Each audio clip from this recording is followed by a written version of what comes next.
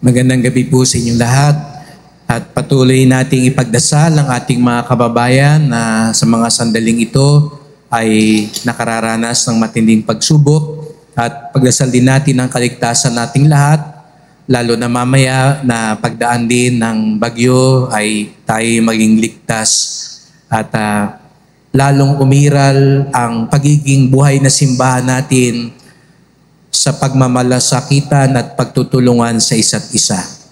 Gaya ng sabi ko, ngayong araw na ito ay pinagdiriwang natin ang kapistahan ng pagtatalaga ng Basilika ng San Juan de Laterano sa Roma.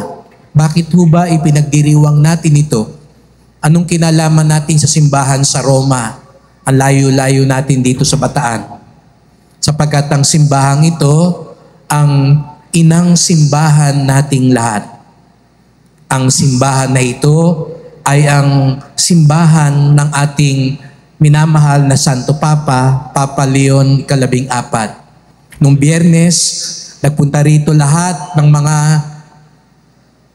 kinatawan ng mga parokya at pamayanan ng ating diocese. Ginawa natin ang maringal na prosesyon, lahat ng mga patron ng mga parokya dito sa diocese ay nagpunta dito sa Balanga sapagkat ang simbahan na ito, ang inang simbahan sa ating diocese, sa ating lalawigan, dahil ito ang simbahan ng obispo.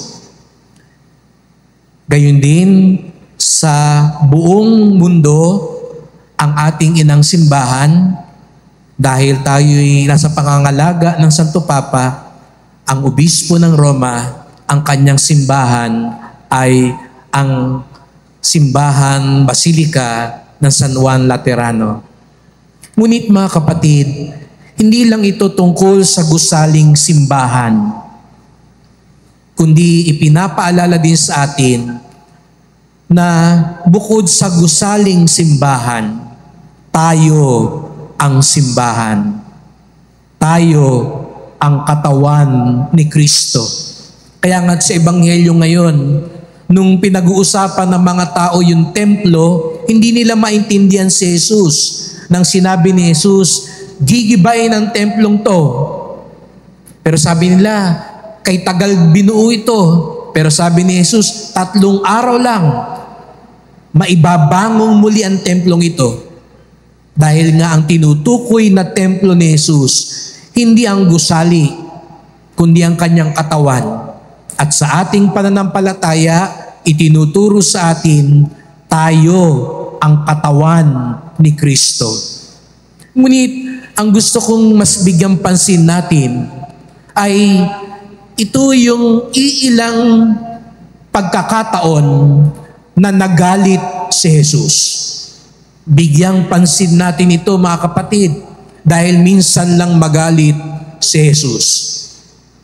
Naalala ko, may isang lumapit sa akin at sabi nga, Bishop, saan ba kayo nagagalit? Inaabangan yata ng ibang tao, kailan magagalit si Bishop? Ano ang pagkakataon na magagalit ako? Abangan nyo na lang kung ano ang mga dahilan at pagkakataon. Pero ang Panginoon, kaya maganda ngayong gabing ito, ano yung ikinagalit ng Panginoon? Kabahan na tayo. Huwag nyo ikatakot yung magalit si Bishop. Mas nakakatakot pag ang Panginoon ang nagalit. Di ba? Minsan tayo sa bahay, pag nagalit na si nanay, tumahimik ka na. Pag nagalit na si tatay, tumino ka na.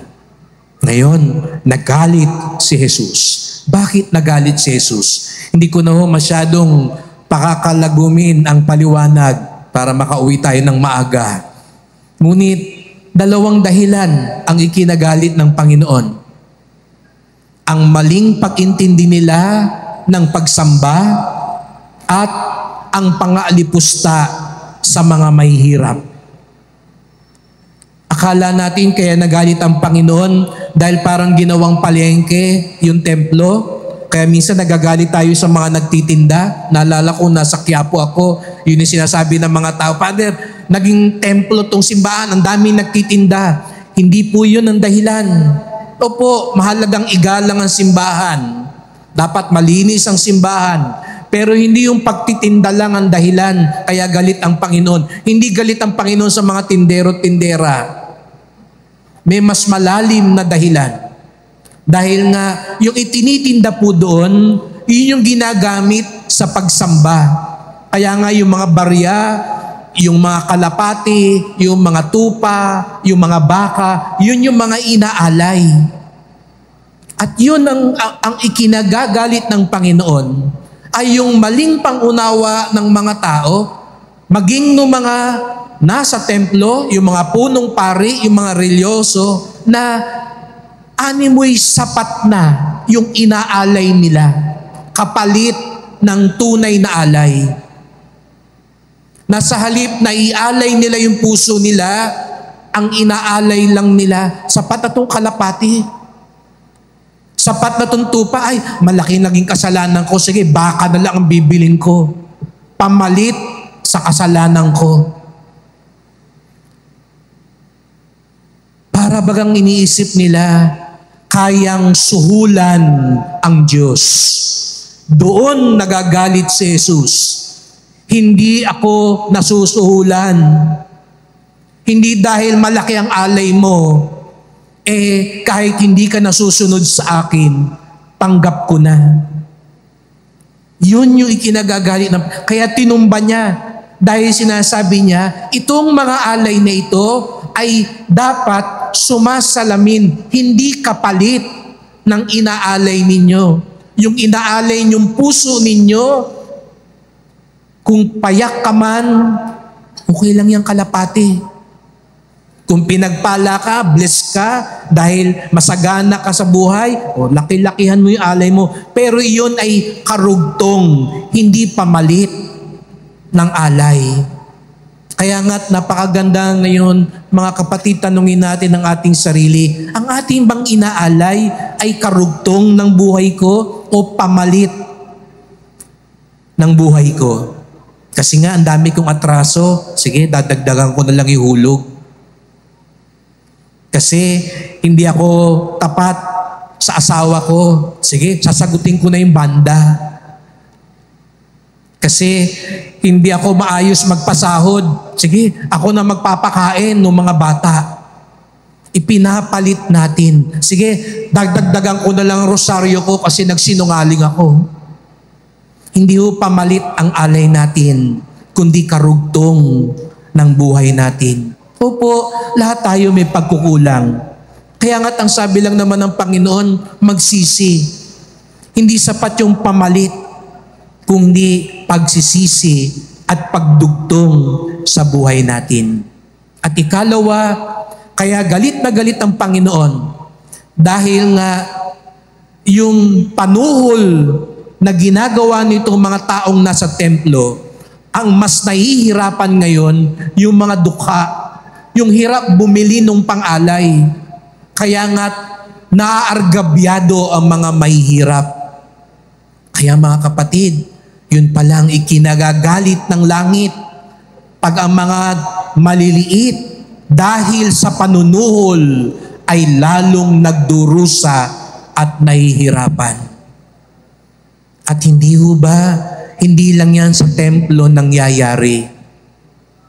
Lalo sa bayan natin ngayon. Dahil sa mga suhol, ngayon, sa mga kasalukuyan, habang tayo nagsisimba, kailangan sa bubong ang mga tao dahil inaanod na sila. Dahil yung dapat na magliligtas sa kanila, nasira dahil sa mga suhol. Yung dapat na panggamot sa mga tao, lalo na sa mga mahihirap, kinukulang ngayon dahil sa mga suhol. Yung mga kabataan natin na sana mas lalong natututo, pero dahil kulang ang paaralan, kulang ang guro, nag-aalisa ng mga nagtuturo, dahil mas maayos sa magiging buhay sa ibang bansa dahil sa suhol. Mga kapatid, kung tayo'y tunay na buhay na simbahan ng Diyos, katulad ng Panginoon, maglalagablab din ang ating puso kapag nakikita natin kung papaano sinisira ng panunuhol ang ugnayan natin sa Diyos at ang ugnayan natin sa isa't isa. At wag ho tayong lalayo kahit sa ating mga munting maliliit na bagay. Humingi tayo ng tawad sa mga pagkakataong doon nag-umpisa yung panunuhol. Kaya nga sabi ko sa inyo, kahit sa pagsisimba, sa pagdarasal, minsan parang nanunuhol din tayo. Pero ang Diyos, hindi ho madadaan sa suhol. Kaya nga sa misang ito, mga kapatid, pagdasal natin ang bawat isa. Simulan natin sa ating ugnayan sa Diyos na ang buhay natin tunay na maging karugtong. Opo, lahat naman tayo may pagkakamali. Pero ang hinihiling lang naman ng Diyos sa ating pag-aalay, hindi pamalit, kung hindi isang taimtim na nagsisisi. Di po ba? Yan ang kailangan natin ngayon sa bayan natin. Ang dami na nating nakikitang pagkakamali, pero wala pang nagsisisi. Wala pang umaamin. Wala pang humihingi ng tawad. Pero gaya ng sabi ko, humarap din tayo sa salamin. Sa ating mga pamilya din, sa ating samahan din, maging sa ating simbahan, nandun din ba ang pagsisisi, paghingi ng tawad, at pagiging taimtim sa gitna ng ating kahinaan? At sama-sama tayong humingi ng tawad sa Diyos. Mamaya makikita na naman natin ang mga larawan ng mga naghihikahos na mahihirap. Sila ang nagiging biktima ng panunuhol, biktima ng walang pakialam na ibang mamamayan, biktima ng pagkamanhid na rin ng ating puso. Pag nakita natin ang mga larawan nila na nahihirapan, tandaan natin, bahagi din sila ng katawan ni Kristo. Kasama natin sila ngayon, bagamat hindi sila nakapagsisimba, pero isinasama natin sila ngayon. Kaya't ang sakit nila, ang daing nila, ay sakit at daing din natin kung tunay tayong bahagi ng katawan ni Kristo. Nawa, ang pagsisimba natin tuwing linggo ay lalong mag-ugnay sa atin sa Diyos at sa ating kapwa upang tayo'y matagpo ang tunay na simbahan ng Diyos. Amen.